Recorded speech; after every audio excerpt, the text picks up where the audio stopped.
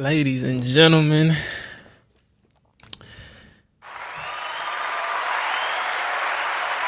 thank you for tuning in. Welcome to the book club, TALL3R, TALL, the number 3R. I use the number 3 because it's my birthday, but I've done these before. Only thing I got new today is my podcast machine. It's called a Rode podcast machine. It's something else, but I forgot the name. I got a whole bunch of little gadgets and whatnot, but right now I'm gonna tap into my man's. We gonna crank out. Outside of what's colder than antifreeze, back and forth, make a hustle for Applebee's. Perception is everything. Down to my last and I didn't spend anything. Part of a money, there's better things. Married in the street without wedding ring. I ain't paying for no religion, I talk to God for free. Manifesting my decision, I'm just being me. Gotta watch what they try to tell us, nigga, ain't no damn disease. I mean it is, but you can't believe everything on TV. Why you wanna wear my shoes and only God can fit them? Said I'm chilling with a rack, how you rockin' with me? Hey, shout out to my man Shay VA, bro. Go check him out. I'm gonna see if I can put his ad up there, but he know who I'm talking about. Fredericksburg's finest. Trap conscious music. So today I'm gonna be reading from the Browder File. Always read from this book. One of the first books that actually lead me to what y'all see today. Fulfilling the need to know. I've often marveled at the inquisitive nature of a child. I have a young daughter, and every other word from her mouth is centered around a question. Why, how come, where, or when? Children are born into this world with a natural desire to know. They are bright and observant. Nothing escapes their gaze. They take in information and formulate questions based on what they've been exposed to. Children are natural scientists. The word scientist is derived from the Latin word sire, which means to know. Somewhere between grades 4 and 8, many of our children lose this natural, God-given talent. Their minds become stifled and the door to the path of knowledge is slammed shut.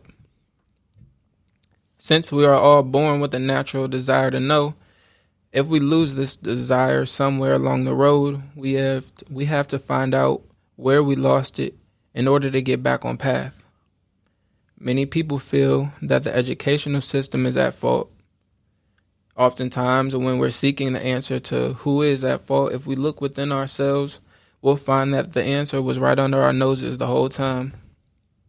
We'll find the key to developing effective educational systems by understanding the meaning of the word education. The term is derived from the Latin educere, meaning to bring out. The process of education is therefore the process of bringing out knowledge which is already inside of you. This old age methodology was first developed and cultivated by our African foreparents in ancient Egypt. These institutions for learning, called the mystery schools, gradually introduced education, progressing through varying levels of instruction. Students in educational environments that are conducive to learning will naturally learn more.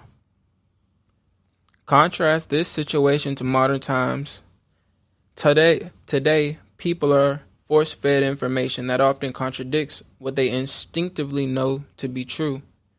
Imagine being taught that in 1492 Columbus discovered America, when instinctively you know that there were people already living here who were fully aware of who they were. It's no wonder that people don't learn.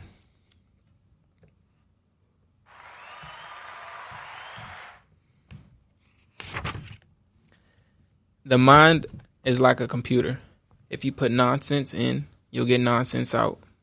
Consistently feeding misinformation into a fertile mind causes it to stagnate. This process is referred to as atrophy. This is the failure of an organ to grow because of insufficient nourishment. As a parent, I made a pledge to myself, as an uncle, as a brother, as your neighbor. I make a pledge to myself to keep my mind as fertile as possible so that I can provide positive and meaningful information for my kids and for my friends and family.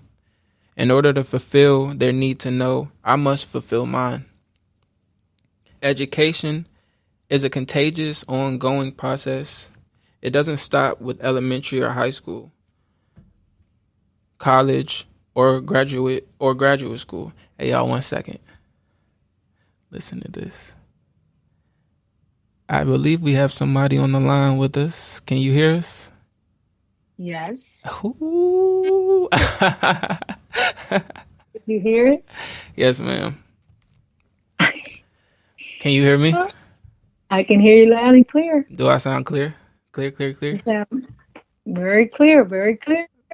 If y'all don't know, y'all listening to Miss Lisa. This is my mother. This is the one who made me who I am. You know, she kept me on the right path, tried to keep the kid on the right track. This is another little part of the machine I have. I can call in people, or people could call in.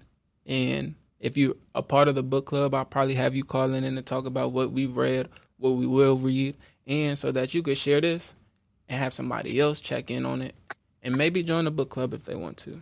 But Miss Lisa, if you would like to say anything, I'm going to give you a round of applause for being here. Did it clap?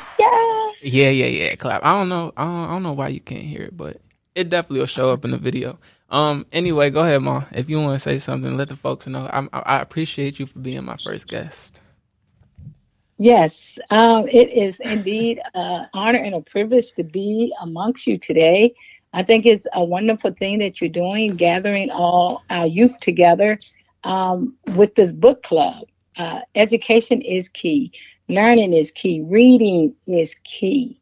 And if you don't know, then if you don't know and read up on stuff and learn stuff for yourself, then you're just being the blind.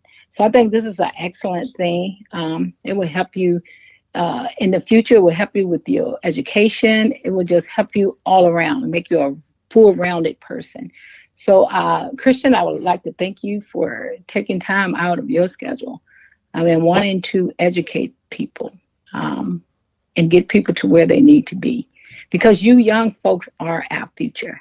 The youth is the future. And I want you guys to keep that in mind, because us old folks are going off the scene. Y'all young folks are stepping up to the plate. So we're going to hand that baton to you guys, and we want you to run with it, as we know you will. I appreciate that, Mom. I appreciate that. If you want to stay on the line, I'm going to finish this last section of the book. I'm going to just turn you down a little bit. As a parent, I made a pledge to myself to keep my mind as fertile as possible so that I can provide positive and meaningful information for my child. In order to fulfill her need to know, I must fulfill mine. Education is a continuous, ongoing process. It doesn't stop with elementary or high school, college or graduate school. It continues until you die. A mind is truly a terrible thing to waste. In the summer of '74, my first year out of college, I began to realize how much I didn't know. That year, I began my enrollment in a lifelong educational program, which has allowed me to view my existence from a totally new perspective. For many years, I have devoted my time to the study of ancient Egypt and its impact on world civilizations. I have experienced a profound reawakening and appreciation of knowledge and history. As I share this information with children and adults in my lectures and seminars, I see in their eyes and feel from their hearts a deep sense of gratitude. There's more to it than that, however. The knowledge of prior accomplishments establishes a link with the past, which lays a foundation for the future. Everything is rooted in the past. Knowledge is the common pathway between the two. Knowledge can be obtained at any time. If I were to suggest a daily regimen for African Americans, it would be that we rededicate ourselves to fulfilling the need to know. It is our birthright and our obligation to our future children.